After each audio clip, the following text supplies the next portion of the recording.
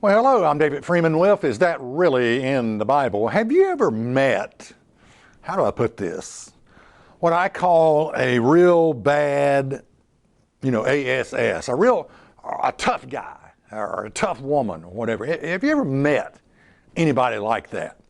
Now, I guess I have. I used to have a Harley, and we would sometimes go down to bike weekend at Myrtle Beach, and you saw some of those guys. I mean, they were big, muscular, hairy, maybe tattoos all over their body. They looked like some real bad what.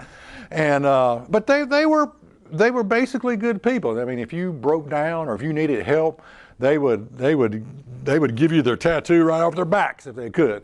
And they were there to help you. And so they were, even though they were rough around the edges, they were basically good people. Now I want to look at some tough guys in the Bible, and I want to look at some tough women in the Bible also. First one I want to look at is Elijah.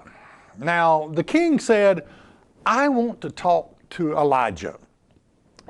Why don't you soldiers go out and get him for me? And,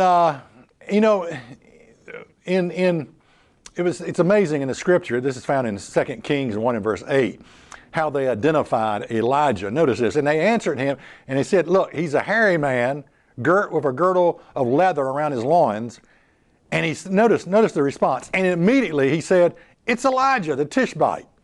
When you can identify someone just by their physical appearance, he's a hairy man, he's a big man, muscular, he's got a leather belt around his waist, and immediately, oh, that's Elijah. Okay, Elijah was a bad you-know-what. If Elijah was alive today, he'd come riding on a Harley, probably. But notice what's happened. The king wanted to talk to Elijah. This is 2 Kings 1 and verse 9. Then the king sent unto him captains of 50 with his 50s, and went up to him, and behold, he sat on top of a hill. Now Elijah is on top of a hill. There he is, perched on top of the hill. And he spake unto them, and he said, you man of God, the king has said, come down. And Elijah answered and said to the captains of 50, if I be a man of God, then let fire come down from heaven and consume thee and your 50. And there came down fire from heaven and consumed him and his 50. Now this is what you call a real bad you-know-what. I mean, this is something else right here. Well, let's continue on. Notice what else happened. And again, also he sent unto him another captain of 50 with his 50. And he answered and said to him, O man of God, thus has the king said, come down quickly. And Elijah answered and said, if I be a man of God, let fire come down from heaven and consume thee and thy 50. And the fire of God came down from heaven and consumed him and his 50. Now, you've heard of the statement, 3 strikes, you're out. Okay. And he sent again a captain of the third 50 with his 50. By this time, and I don't know why the second 50 didn't figure this one out, but by this time, the third 50 that gets there, the captain of 50, they're looking at 100 smoldering, smoking, burnt corpses lying on the ground. And I guess it got his attention. I guess he wised up. I guess he put 2 and 2 together.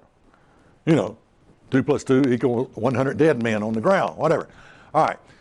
And the third captain of 50 went up and said, and fell on his face before Elijah. Notice the humility.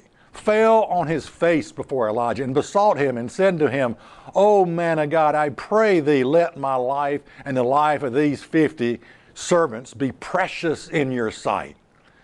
And behold, there came down fire from heaven and burnt up the 2 captains of the former 50s with their 50s. He's just rehearsing what had just taken place. He's rehearsing what he's seeing with his eyes here. And he says, let our lives be precious in your sight. And the angel of the Lord said unto Elijah, go down with him, be not afraid of him. And he arose and went down with him unto the king. Elijah was a real tough guy. I mean,